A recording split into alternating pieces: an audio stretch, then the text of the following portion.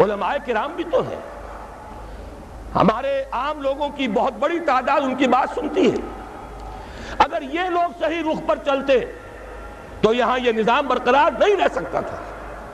اصل ذمہ داری ان کی ہے، انہوں نے سیاست کے کھیل میں شریک ہو کر اپنا وقت ضائع کیا ہے، انہوں نے اقتدار کی کشاکش میں کبھی ادھر اور کبھی ادھر، آج اس کے حریف اور اس کے حلیف اور کل اس کے حلیف اور اس کے حریف، یہ کھیل کھیل کر بہت قیمتی وقت قوم کا ضائع کیا۔ مزید برآں ایک بہت اہم نقطہ عرض کر رہا ہوں، تیسری بات کہ ہمارے دین کے حلقے کی طرف سے، علماء کرام کی طرف سے مطالبہ بھی اگر آتا ہے، میں ان کی بات چھوڑ رہا ہوں جو اسلام کو صرف سیاسی نعرے کے طور پر استعمال کرتے رہے، میں ان علماء کرام کی بات کر رہا ہوں جو مخلص ہیں۔ انہوں نے بھی صرف اسلامی قانون کی بات کی ہے، اسلامی نظام کی بات نہیں کی۔ ان دونوں میں ایک باریک سا فرق ہے۔ نظام نظام ہے، قانون اس نظام کو چلاتا ہے، قانون اس نظام کو تحفظ دیتا ہے۔ اگر نظام غلط ہے، ظالمانہ ہے، اس نظام کے تحت لوٹ کھسوٹ ہو رہی ہے، غریب غریب سے غریب تر، امیر امیر سے امیر تر ہوتا چلا جا رہا ہے، دولت کے انبار لگ رہے ہیں، آپ نظام کو تو کچھ نہ کہیں، جوں کا توں برقرار رکھیں، چوری کی سزا نافذ کر دیں، ڈاکے کا سدے باب کر دیں، فائدہ کس کو پہنچے گا؟ غریبوں کو یا امیروں کو؟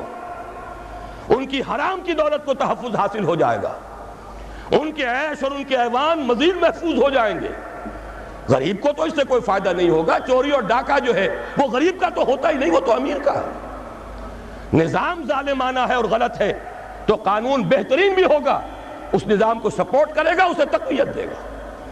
نظام کو بھی بدلنا ہے اور قانون کو بھی بدلنا ہے، یہ دونوں باہم لازم و ملزوم ہیں۔ اور ہمارے دین میں اس کے لیے اصطلاحات ہیں، دین اور شریعت۔ دین نظام ہے، دین ہمیشہ سے ایک رہا، حضرت نوح ہوں، حضرت ابراہیم ہوں، موسیٰ ہوں، عیسیٰ ہوں، حضرت محمد ہوں صلی اللہ علیہ وسلم وعلیہم الصلاۃ والسلام، سب کا دین ایک تھا۔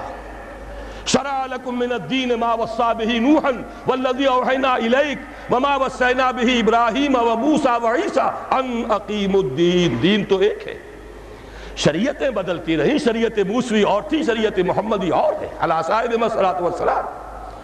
اصل سے دین، وہ دین کیا ہے؟ وہ در حقیقت ایک نظام زندگی ہے، سچا دین، عادلانہ دین، وہ دین نظام عدل و قسط ہے، وہ دین سسٹم آف سوشل جسٹس ہے۔